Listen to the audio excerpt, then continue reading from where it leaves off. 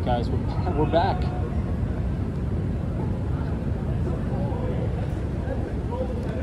All right, I think we are good. I think the Prism live stream had a glitch. So we are here outside the New York Stock Exchange. It is decorated my favorite American flags across the face of the New York Stock Exchange. So tonight we will be doing part 2 of the live stream. We are going to be walking up towards the Moynihan train station, so we will start that right now. Two Barnacles is here. Good to see you. Welcome. Man, the stock exchange looks extremely nice tonight.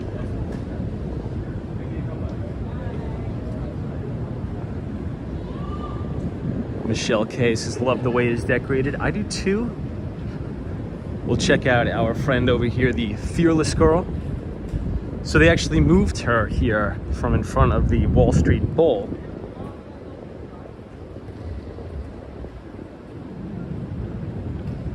Look.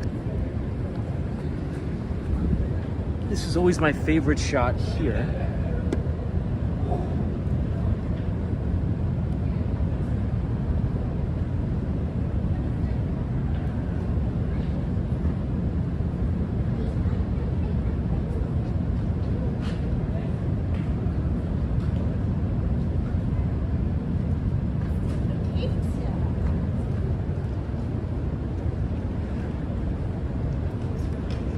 Hey, Marcelo Gill, good to see you.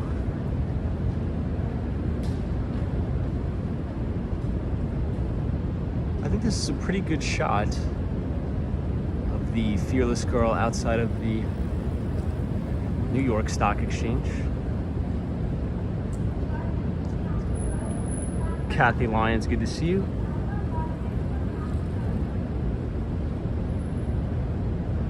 All right, team, and we are off. We will start our walk from directly in front of the stock exchange. We are going to be headed all the way uptown. It should take us about an hour, maybe a little more, maybe a little less. Kate is here, good to see you. Yeah, bagels and walks is like not a bad view to kick it off with. Agreed. See, here's a downer, I'll tell you guys, actually. This is Federal Hall, and unfortunately they're going to have scaffolding in front of the Federal Hall building for 10 years, which is a little unfortunate, but it is true. Many times during my lunch breaks, I'd actually have lunch on the steps of Federal Hall right here. But unfortunately, it is going to be under construction for 10 years, undergoing some much needed repairs here. Obviously adjacent from the New York Stock Exchange. Hey, I see Out and About is here. What's up, Out and About? Good to see you. Dee is here, says, God bless America, the land that I love. Agreed. Sabrina Fair is back. Dutchman, good to see you.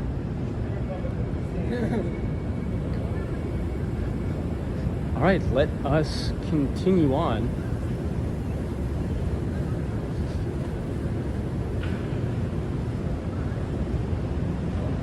Yeah, Jonathan Francis, like, I'm sure that's not cheap.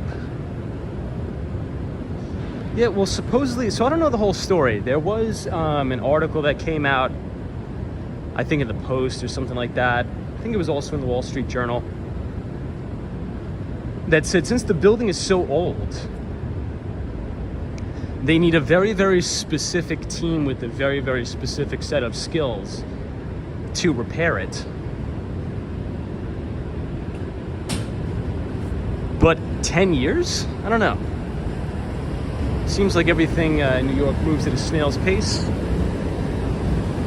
But we'll see.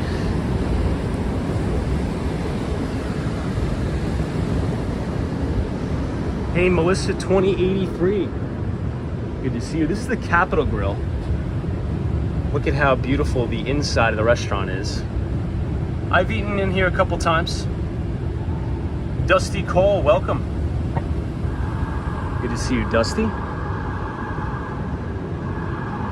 And everybody right in front of us is the very infamous Federal Reserve right here. So the Federal Reserve is always a topic of conversation on the stream. Out and about, we are not talking about that. I did hear about that, but it is very horrible, so we will not be discussing that.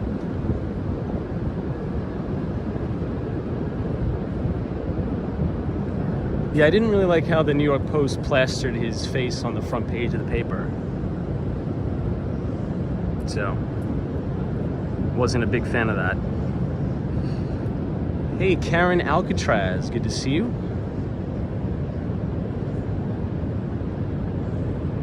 Welcome, welcome.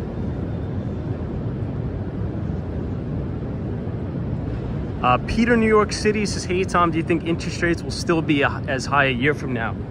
So I do, and here's why. We heard from the Fed president in New York, Williams, and this is the Federal Reserve right here in Nassau on Liberty Street. And he said in order to really kill off the persistent inflation,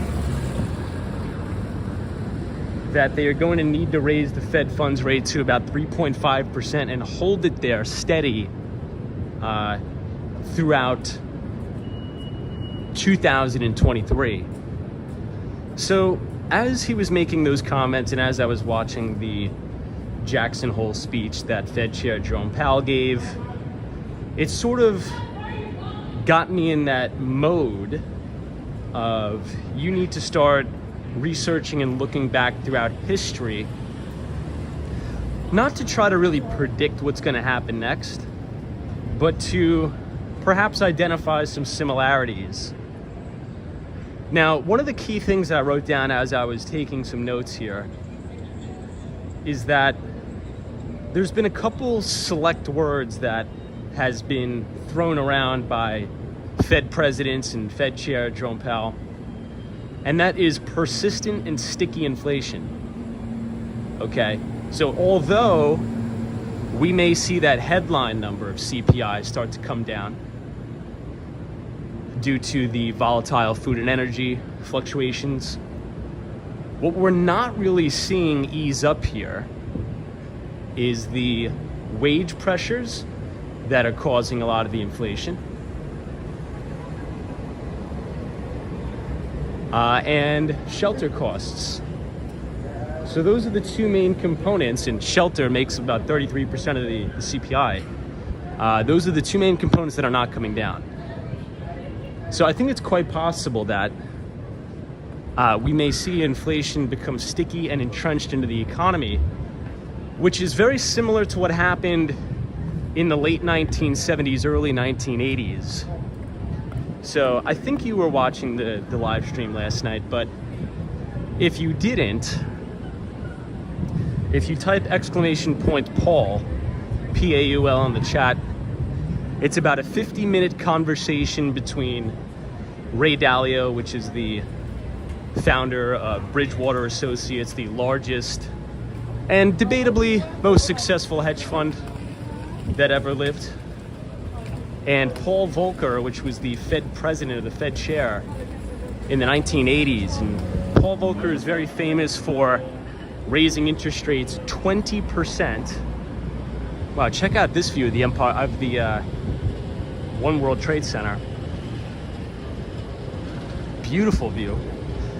Paul Volcker is very famous for raising interest rates 20%, causing 10% unemployment. We were in one of the worst recessions since the Great Depression. And many economists on Wall Street debate what was worse, the 1980s or 2008. But one of the critical things that I got from that particular interview with Paul Volcker is that he said what we were doing during the Carter administration was sort of playing the fence. We didn't want to be too tight on monetary policy because we didn't want the unemployment rate to go up, but we didn't want to be too lax on monetary policy because we didn't want inflation to rage. But since we didn't make an actual concrete decision, what do we get? We got both, right? We got crazy inflation. I think in March of 1980, we had about 14.8% inflation in the United States. We had stagflation, the economy wasn't growing. And Paul Volcker's like, the only way we're gonna kill inflation is to force ourselves through a recession. Is that person jumping out of the roof? It's not safe. So what Paul Volcker did wasn't popular, right? There was actually many protests. Many people were calling for his impeachment to get another Fed chair. But what Paul Volcker did is he raised interest rates so high, it caused massive unemployment. But what happened a couple of years later? It kicked off one of the most prosperous bull markets the United States has ever seen. And I think that sort of goes back to what we've been saying all along on this live stream, is that, look, normal economic cycles are necessary, right, for long-term economic prosperity. However, if you sort of have a managed market by having the Federal Reserve floor interest rates and have extreme accommodative monetary policy, it creates something that Ray Dalio talks a lot about.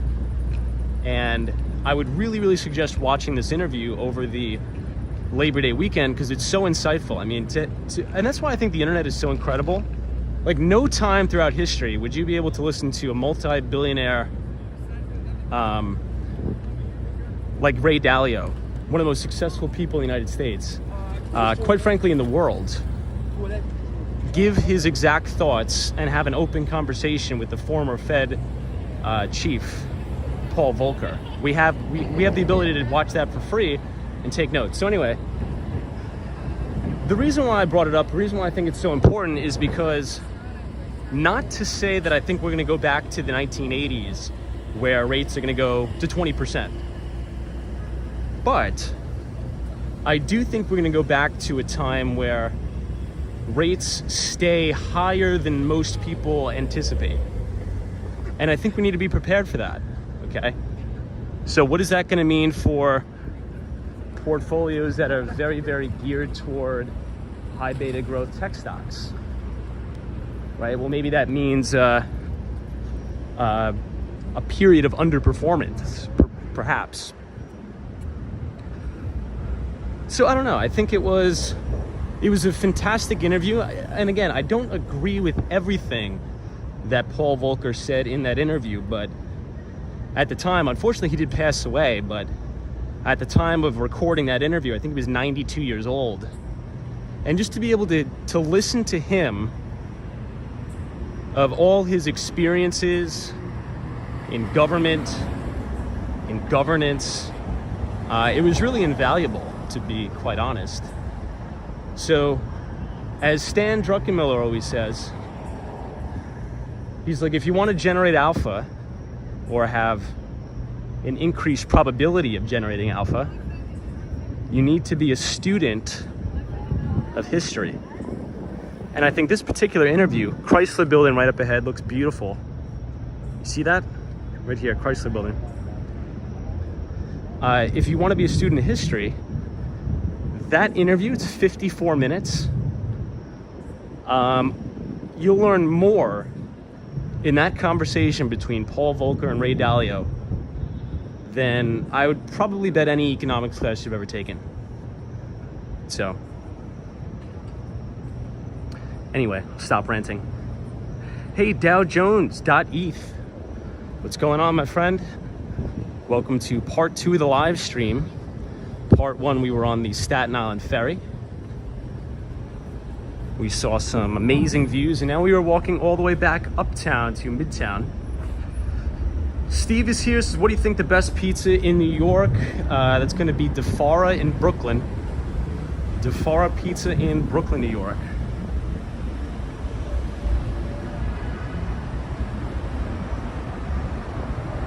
Two Barnacles, what's up?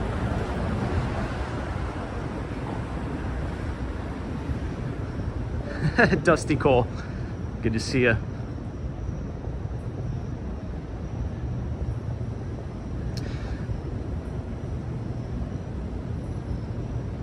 Pete NYC says, thank you for the explanation. Please check out that video. Yeah, I'm seeing a lot of comments about why.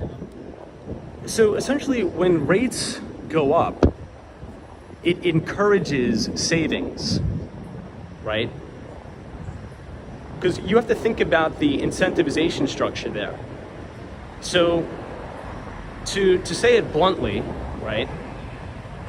If you were, and again, I'm not, try to ignore the way I sound and just listen to the words. If you have been a saver over the last 10 years, you've been a sucker. If you have been a saver and you've been responsible and you've done the right thing, you've put away money, right, in a savings account or a checking account over the last 10 years, you've been a sucker. However, the people that were rewarded over the last 10 years are those that took that money and invested it into the markets. And the reason for that, and I'm gonna give you guys another good interview to watch with Stan Druckenmiller, is he says, you know, during times of high interest rates, what people are encouraged to do is save, right? So if you're yielding, 5 to 7% on a savings account, and if you're diligent, you go to work, you wake up every day, and you save money, and you put it away in a savings account, and it's yielding 5 to 7%, well, that money is roughly gonna double every 10 years, right? But during this time of artificially suppressed rates, it actually discourages savings and it encourages yield hunting. Excuse me. I'm a little bit, my allergies are getting at me, so apologize. So the point I'm getting at is when interest rates are suppressed, it forces the market participants to go out into the field and search for yield. Whether that be buying securities, stocks, real estate. Because if you keep the money and you save it, factoring in inflation, you're gonna lose money. So it forces you into equities. It forces you into alternatives. It forces you into private equity and other things.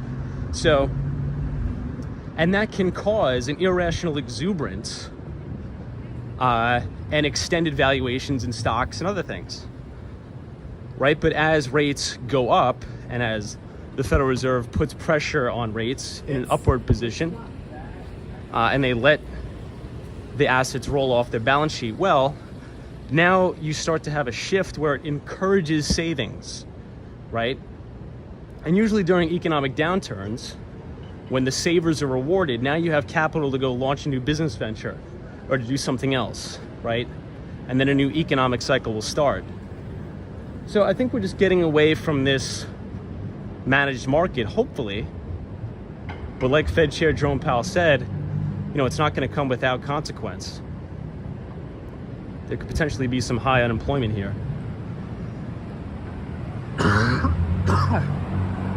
Excuse me. Hey, Edson is here. Good to see you.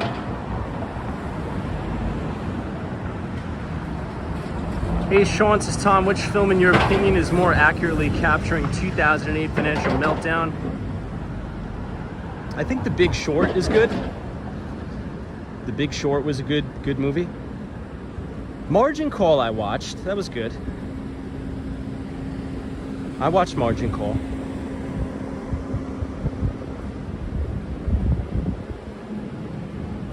Hey, Sonia C is like, Tom, did you ever go to Toronto? I did.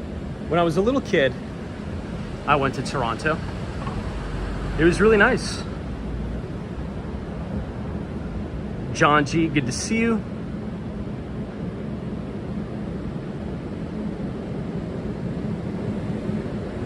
Bot says, why even after such big rate hikes, the market is still holding high? Well, I think two things. Now, I don't necessarily think they're big rate hikes. Now, it is true that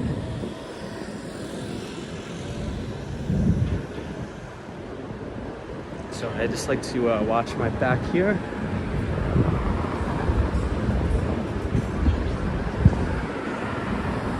So I think two things.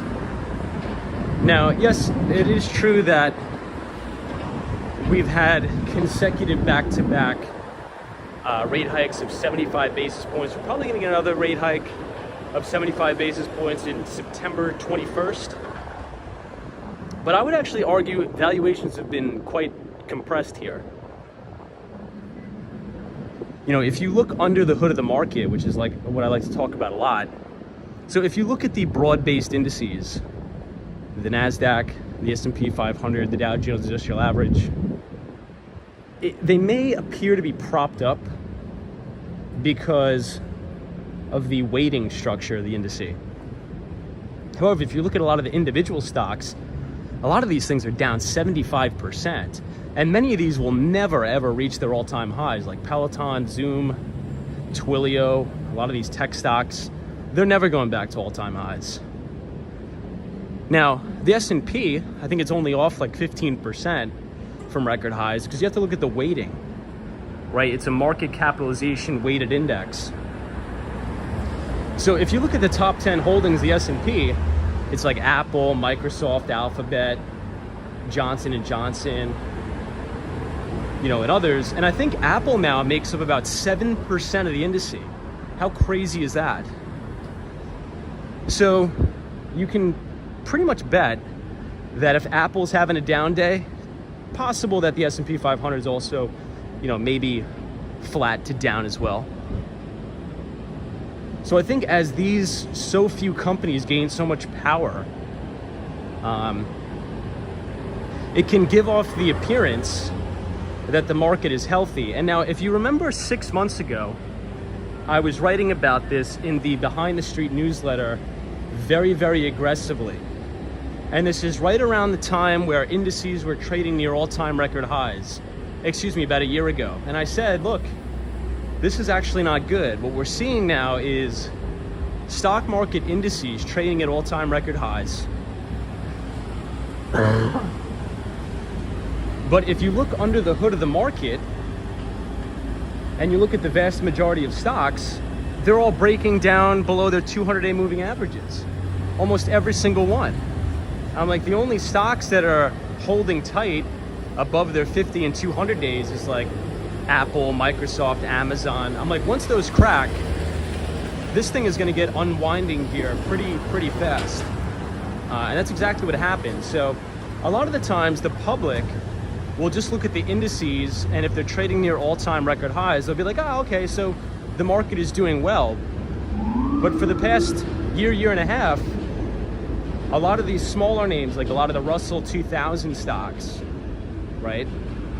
Those were rolling over well before the indices rolled over. So usually when you see cracks within the individual stocks, that's a signal where, you know, you could either be scaling out of your long positions in the indices, or you could open a short position, but it's called a lack of breadth in the market.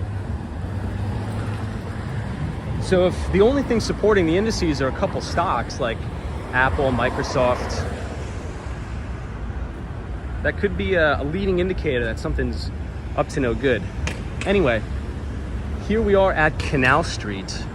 You can get the NQRW trains.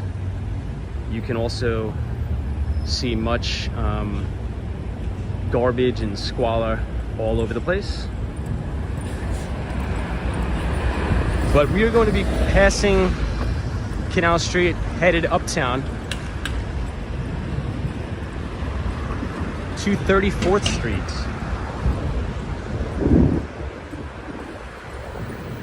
Hey, Charles is here. Says, do you invest in single stocks, mutual funds, or ETFs? Yeah, so I have like an IRA, and pretty much I think almost everything in my IRA is an index fund. But then again, my IRA is like a retirement account, and being that I'm 27, the theory there is I think corporate profits in America are going to be much higher by the time I'm 80. So let's say if I want to, you know, build a nest egg for retirement, my bet is that, you know, there's probably going to be more Amazons, more Microsofts, more Alphabets that go public between now and by the time I retire. And I think corporate profits are generally going to trend in the upward direction. Hey, there's us. That's pretty cool. So, I believe it's the second to last Tuesday of the month. I just have like an automatic deduction that goes into buying like an index fund that tracks the S&P, and that goes into my IRA. But I do also run like a long-short portfolio in Interactive Brokers and Charles Schwab.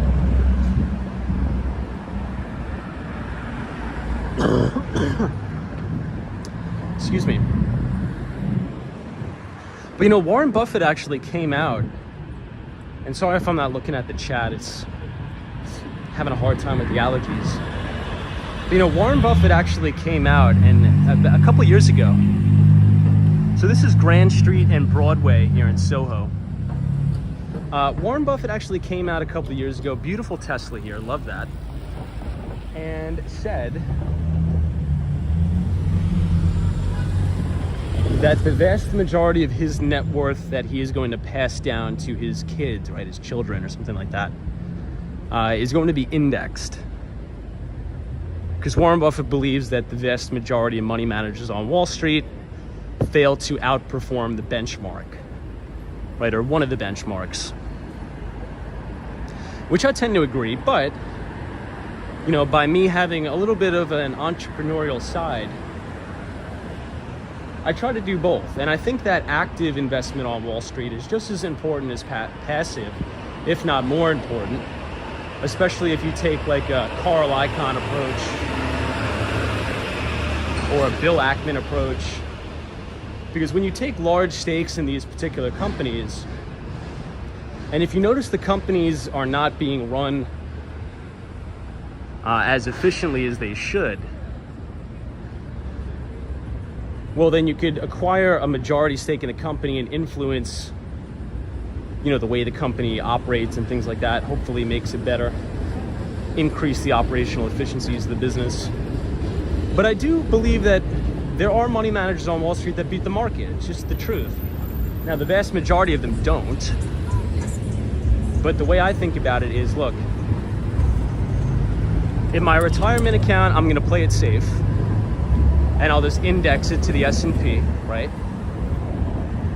But I'll also allocate a small portion or a portion of my net worth to trying to generate alpha.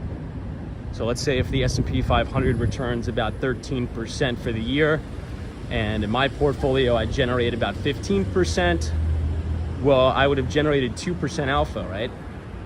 So alpha is any return that you generate over the benchmark. Now, I'm not going to say I do that every year, right, in my actively managed accounts, but it's something I like to do. You know, I like finance, I like investing, particularly in tech stocks, you know, because I work in software, I work in tech, so I think it's good to have a balance. What do you guys think?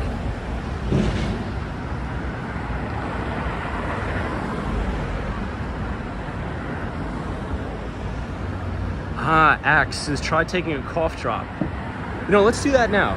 Let's take a little bit of an intermission. All right. Intermission for the cough drop. Apologize.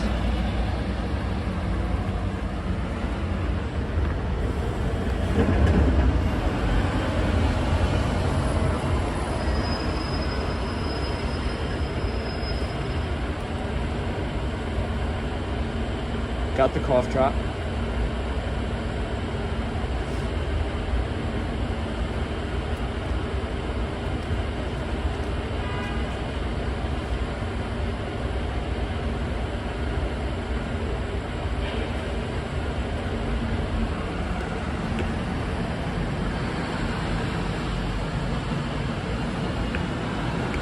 All right, we're ready to rock and roll, guys. Check out the beautiful fire escapes here on the buildings.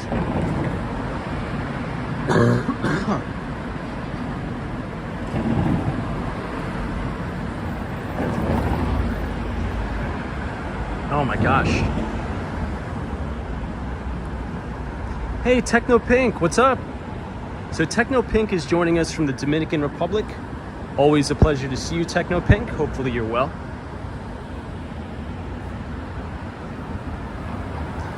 Yeah, so everybody, we are walking up through Soho right now. And one of my favorite things about Soho is the fire escapes on the buildings. They look absolutely unique and gorgeous. Love them.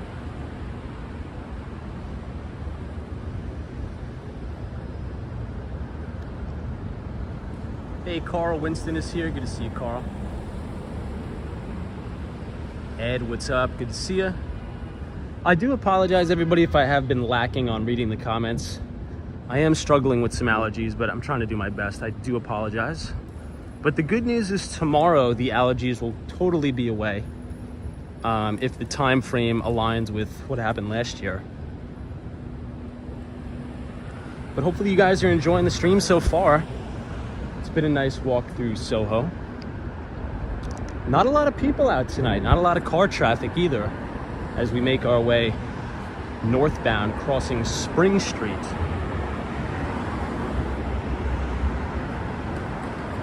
I love Supreme. Yes, we have heard that, yes. But,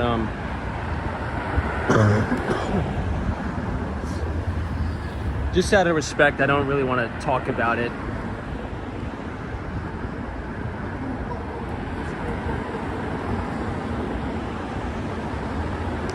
You know, I think you guys know my sort of take on the whole, you know, meme stock debacle. And I've had a very, very firm stance on it for ever since the nonsense started. And,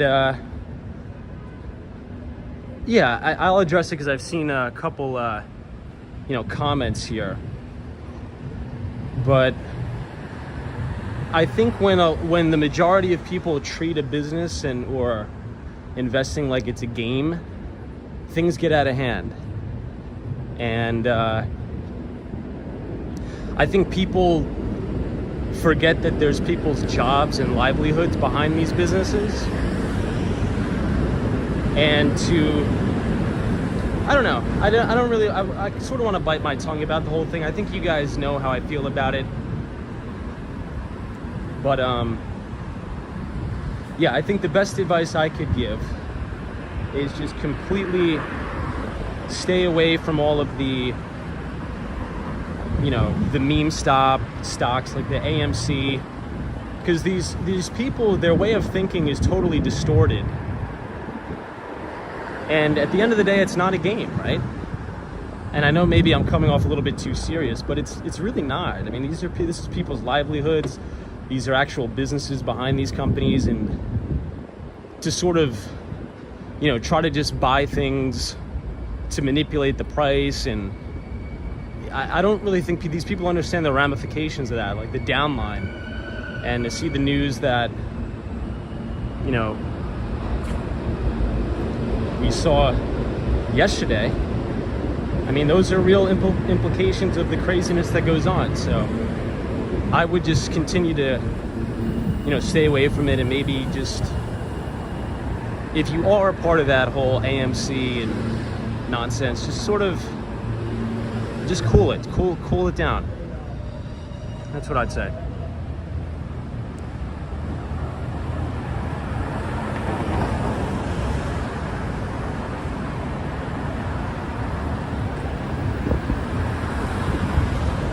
All right, so this is West Houston Street, near the Adidas store.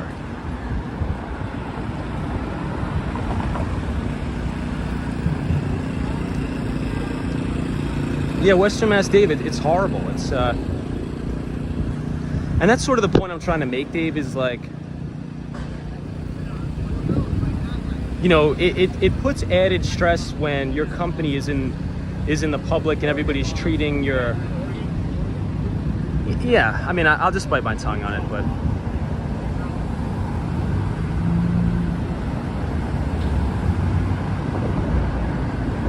hey, Joe Driver, thank you so much for joining. I appreciate it.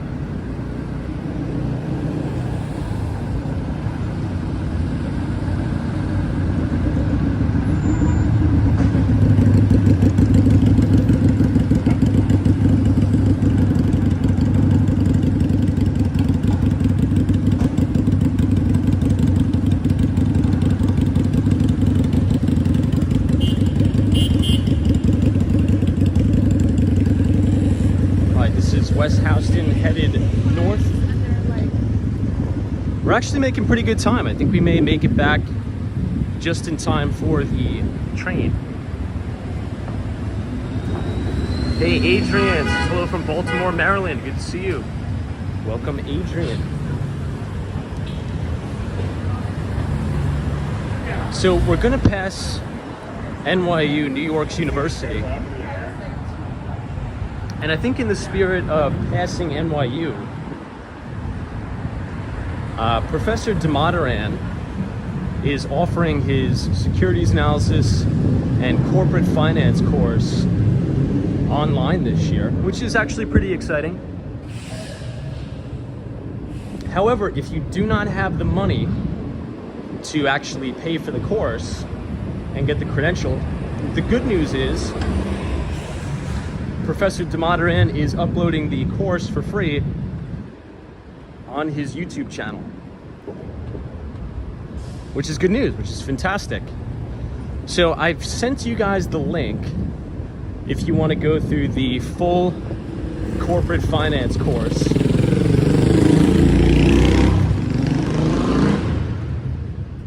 That Damodaran teaches at NYU. I think if you go to the Discord under Market Talk, I put the link to his YouTube channel, and then I think if you filter throughout videos, it's categorized, and it actually has the entire lecture there, which is great for anybody that wants to, you know, actually take a college level course, graduate level course, I should say, for free.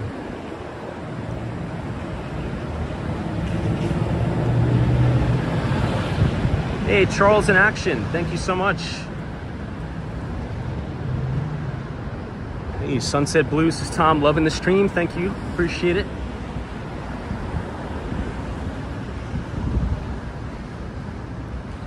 You know, with all this talk of inflation, I was just thinking about how crazy the world has evolved and has adapted just over the last 10 years, right? And just quite how deflationary everything is. You know, I think as we move forward into the next 10 years, and I think COVID has really exposed a lot of this, I think education will fundamentally be changed. Now, obviously in the engineering fields, the medical fields, it'll probably stay the same because I think it probably has to. But for everything else, like liberal arts degrees, I think a lot of that stuff will sort of be converted to as a service, sort of like how software is. Because if you think about one of the largest assets a college or university has, we'll wait till this guy turns. Back in the day, one of the scumbags. Back in the day, one of the largest assets that a college or a university had was a library, right? And back in the day, many people didn't have access to a lot of the books, a lot of the core curriculum that you needed to learn, but now everything is pretty much digitized and is available online, right? So if you have any sort of autodidact skills at all, you know, what's stopping you from going on Amazon used books? Ooh, it's a huge roach. And picking up securities analysis by Professor Aswad Damodaran for $4, a used book, used textbook, and teaching yourself the entire course for free. Think about how deflationary that is. And I think as businesses, or let me rephrase that, I think as employers start to realize that over the next coming 10 years, if people can develop very, very strong autodidact skills and self-teach and self-train a lot of these skills, well, maybe they could just administer some sort of a test to see if their prospects are able to perform the job. And I think you're just starting to see this, especially in software, right? You know, if you take like a coding boot camp course and then you apply to a particular company and you pass all of their coding tests and practice exams and things like that, you can get a job with just an 8-week coding bootcamp course if you can really retain all that information. And I think a lot of that stuff is going to continue over the next 10 years. What do you guys think about that? Any thoughts there? Hey, Kilo Whiskey Juliet, thank you so much for the $10 donation. Much appreciated.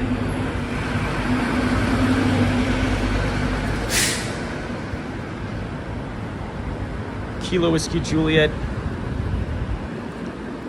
is a long-time viewer of the stream. Appreciate it.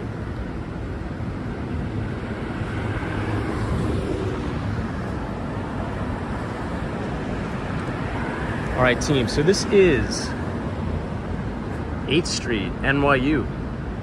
You can get the R and the W trains headed downtown. But we are going to push on uptown.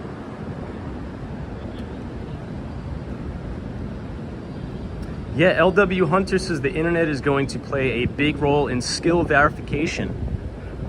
Yeah, I'd like to see a lot of that. I'd like to see a lot of companies shifting towards aptitude tests for hiring. So if you're a company, let's say if it's Atlassian, I don't know why I picked that name out of the hat. If you gave your devs or your prospective engineers a test, an aptitude test, would it matter their education if they can ace the test? Probably wouldn't. Hey, blah blah says agreed. A degree should mean nothing. It is all about the knowledge and skills that must be tested. Yeah, I agree with that. And a lot of times when I talk about this particular subject, it can come off as if I'm anti-college. And that is not the case at all. I am very, very, very, very pro-college. I think all the data points to, if you have a college degree, you're probably gonna make a lot more money than someone that doesn't, right? But I'm a technologist at heart, and every single thing gets disrupted at some point, everything. And I think that education is the last sort of major thing to not get disrupted. And I think disruption is coming for education, which I think is good. Hey, Penelope, what's up?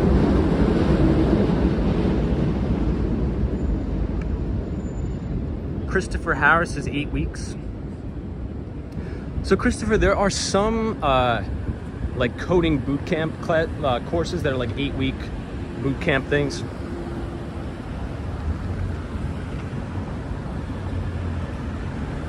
Blah blah says, I am pro-college too. College should be free. The opportunities it gives you to learn whatever you want or practice in real life is amazing. Yeah, I think one of my biggest criticisms about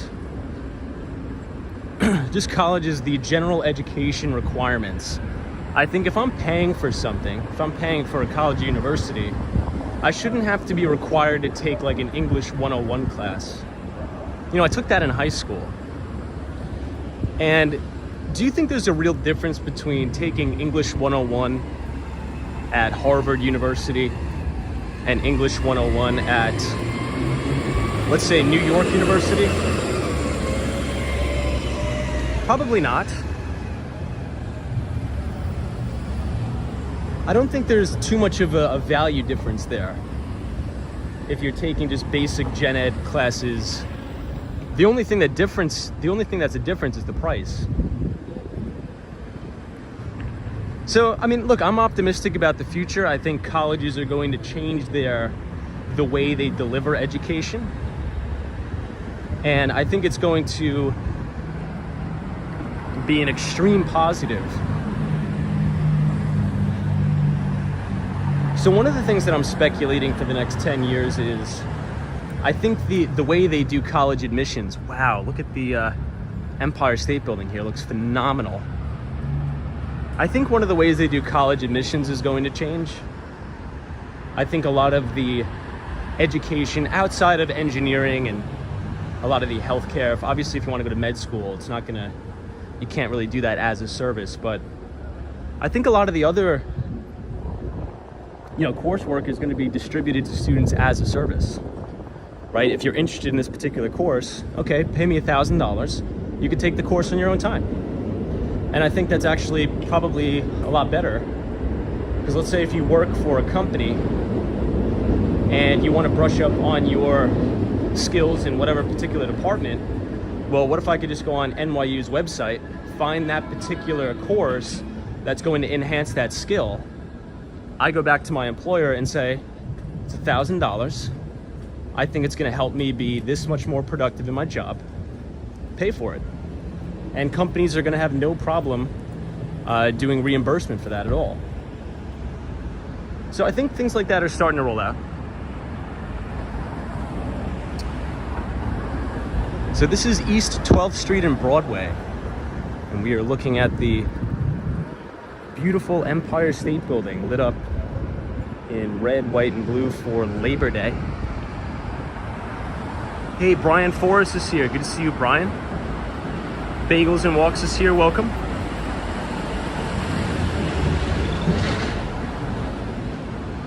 I see Mike C. I see Fred X. Sabrina Fair. So if you guys are enjoying the live stream tonight, feel free to leave a like on the video and hit the subscribe button if you're new. We do these live streams roughly 5 days a week between New York City and Miami, and we'd love to have you guys along for the ride. Wow, that's a really nice view of the Empire. Standing outside of Regal. And Regal, I think, unfortunately, just filed for Chapter 11 bankruptcy.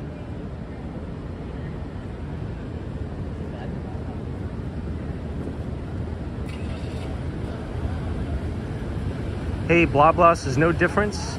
I think positively of gen ed requirements except the foreign language requirements.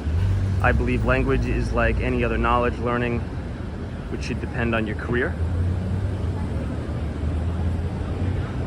I think it's a good point.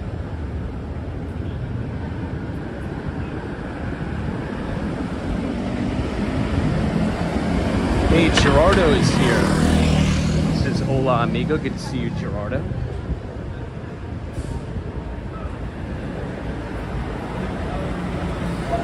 Man, one of the things though about near 14th Street, I'm seeing a huge uptick in homeless. Like a lot.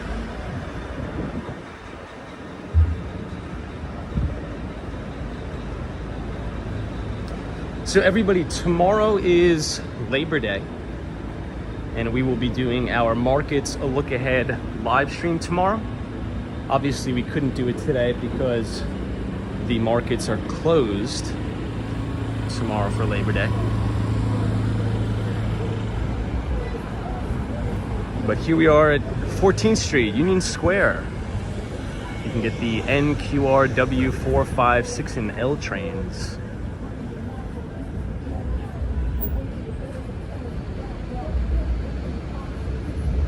You can see the Empire State Building. If you guys want to stay connected outside of the live streams, feel free to connect on Twitter. You can follow us at Walks Wall Street. And usually I post some interesting things throughout the day. My thoughts on the economic environment and the like. Hey, Brian Forrest is here. Good to see you. We got everybody playing chess. You know, it was about probably a month ago, I actually saw the mayor of New York City playing chess right here. I actually watched him play a game of chess there.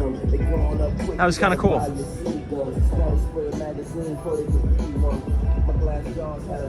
Yeah, blah blah, it's like learning a coding language if you want to be a programmer, or learning Spanish if you want to cater to a particular population. Yeah, it's a good point. It's a good point. Hey, Gibson says, I think I missed the live stream. I just got here. Yeah, so this is part 2 of the live stream. We've been having some technical difficulties tonight. But if you want to go back and watch part 1 of the live stream, we actually went on the Staten Island ferry and we saw a pretty nice view of the Lower Manhattan, which was nice.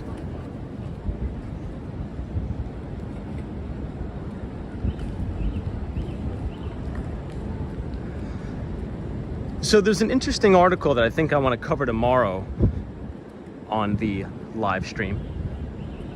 And it was in the Wall Street Journal. And it was about the different ways that companies are getting creative to, let's just say, force their employees back to the office. Now, there was a lot of things that I thought were a little bit controversial in that article. So we'll unpack that and we'll talk about that tomorrow.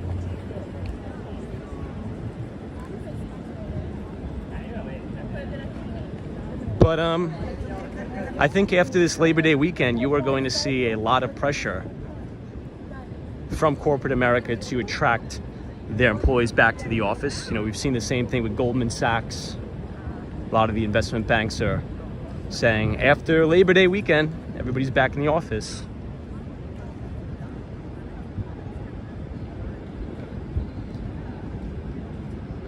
Hey, Sandpiper says, went to New York for the first time about a month ago. Wow.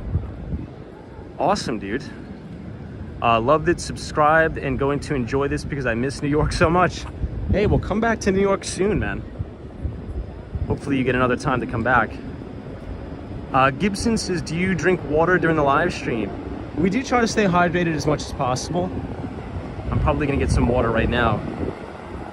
But everybody, we are coming to the end of the live stream. We're approaching hour number 1, but this is really hour number 2. So I want to thank everybody for coming out tonight. I do appreciate it. I had a good time. Hopefully you guys enjoyed the beautiful views of Lower Manhattan and enjoyed the New York Stock Exchange, the Mighty Bull. If you guys want to join us tomorrow, we will be live at 8:30 p.m. Eastern Time. So go ahead and click the subscribe button to be notified when we go live. Also, if you want to continue the financial conversation, if you scan the QR code on your screen, punch in your email, you will be signed up to receive a free investing newsletter where we cover not only the US equity markets, but emerging markets, fixed income, and the like. And that is a good way for us to stay connected while we're not streaming. So I appreciate it, everybody. I just have one request. I want everybody to take tomorrow to relax, to decompress, and to be appreciative for what we all have. And I think if we frame our mindset in that way, I think life is going to be a lot easier. So I appreciate everybody. Enjoy your day off tomorrow for Labor Day. And we will meet again here tomorrow from New York City, live, 8:30. And to the Mighty Bull, have a good night wherever you are, because there is always a bull market somewhere. You just need to know where to look. And I'll see everybody tomorrow. Thank you, Mike C. Thank you, Sunshine After Rain. Thank you, Muhammad. Thank you, 3T3. All of our moderators. Sam, thank you. Thank you, Line Sync. Dusty Cole. Gregory, Austin City Limits, Melee, photos from around New York. Enjoy the day off, everybody, and we'll see you tomorrow.